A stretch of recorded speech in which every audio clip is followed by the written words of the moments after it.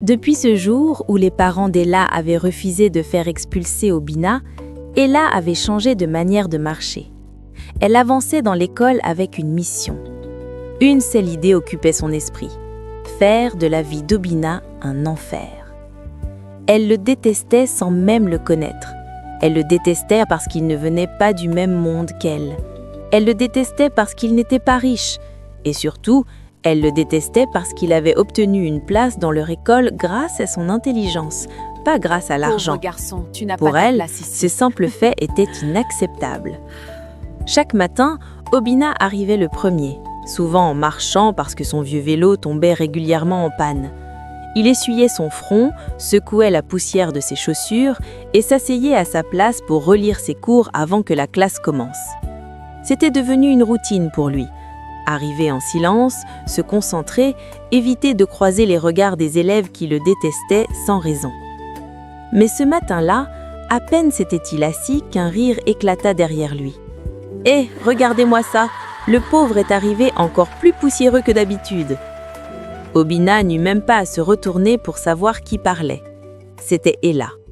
Elle s'approcha de lui, suivie de ses deux meilleures amies, Myriam et Sonia. Le trio marchait toujours ensemble, comme si l'école leur appartenait. « Tu ne peux pas au moins nettoyer tes chaussures avant de venir ici ?» demanda Ella avec un dédain profond. Obina resta calme. Il ouvrit son cahier, prit son stylo. « Bonjour » dit-il simplement, sans la regarder. Cette réponse l'énerva encore plus. « Je ne t'ai pas dit de me dire bonjour, je t'ai parlé de tes chaussures. Regarde-les, on dirait que tu es sorti d'un chantier. » Obina garda son calme. Son père lui répétait toujours « Ne leur donne jamais ce qu'ils veulent, garde ton calme. » Alors il respira doucement et répondit « Elles sont propres selon mes moyens, l'important c'est que je sois à l'heure. » Ella le fixa comme si elle entendait quelque chose d'insensé. « Tes moyens ? Tes moyens ?»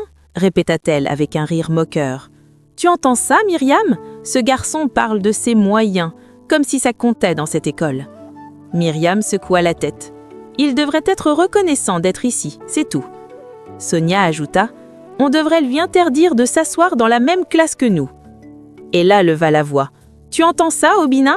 Même ta présence ici dérange tout le monde. On ne veut pas de toi ici. » Obina se leva doucement, attrapa son cahier et son bic et changea de table. Il ne voulait pas répondre, parce qu'il savait que cela ne ferait qu'aggraver la situation. Il s'assit ailleurs, en silence. Mais Ella n'en avait pas fini. Quand le professeur entra en classe, tout le monde s'installa. Pendant que le cours commençait, Ella fixait toujours Obina du coin de l'œil. Elle cherchait le moindre moment pour se moquer de lui. Et puis voilà que le professeur posa une question difficile sur le tableau. « Qui peut me résoudre cet exercice ?» Silence dans la classe. Personne ne leva la main, sauf Obina. Le professeur sourit. « Oui, Obina, vas-y. » Obina se leva avec assurance et expliqua la solution. Sa réponse était claire, logique, parfaite. Le professeur hocha la tête, content. « Excellent, comme toujours. » Des murmures se firent entendre. « Comment il fait pour tout savoir? C'est un sorcier ou quoi? Peut-être que les pauvres ont le temps d'étudier. » Ella serra les dents. Elle détestait plus que tout voir Obina réussir.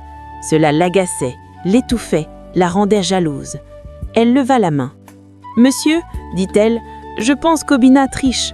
Personne ne peut répondre à tout, vraiment. » La classe retint son souffle. Le professeur fronça les sourcils. « Ella, ce que tu dis est très grave. Accuser quelqu'un de tricher sans preuve, ce n'est pas acceptable. » Ella haussa les épaules. « Je dis juste ce que je pense, et beaucoup d'autres pensent pareil. C'est bizarre qu'ils sachent tout, non ?» Obina resta debout, silencieux. Il sentit un poids dans sa gorge, mais il garda son calme. « Monsieur, dit-il, je ne triche pas, je travaille beaucoup, c'est tout. » Le professeur répondit fermement. « Je n'ai jamais eu de raison de douter de toi, Obina. Continue ton travail.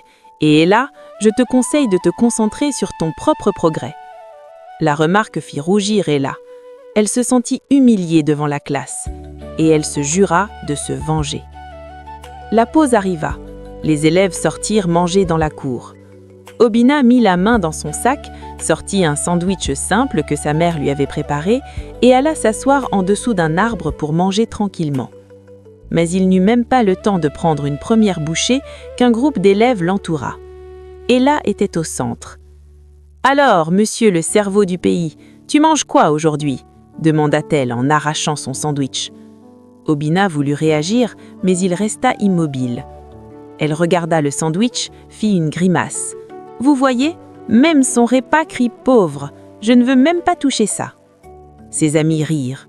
Puis Ella jeta le sandwich au sol. « Voilà, maintenant tu peux manger avec la poussière. » Le rire des autres élèves résonna dans la cour. Obina baissa les yeux. Cela lui faisait mal, mais il refusait de laisser la douleur sortir de son cœur. Il ramassa le sandwich, souffla doucement dessus, alla s'asseoir ailleurs, seul. Et ce n'était que le début. Les jours suivants, les humiliations devinrent plus graves.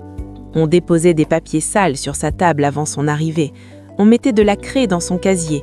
Certains élèves renversaient exprès leur bouteille d'eau sur son sac. Quand il se tenait dans la file de la cantine, on le poussait pour le faire tomber. Ella menait tout cela comme une reine qui dirige sa cour. Elle ne souriait que lorsque Obina souffrait.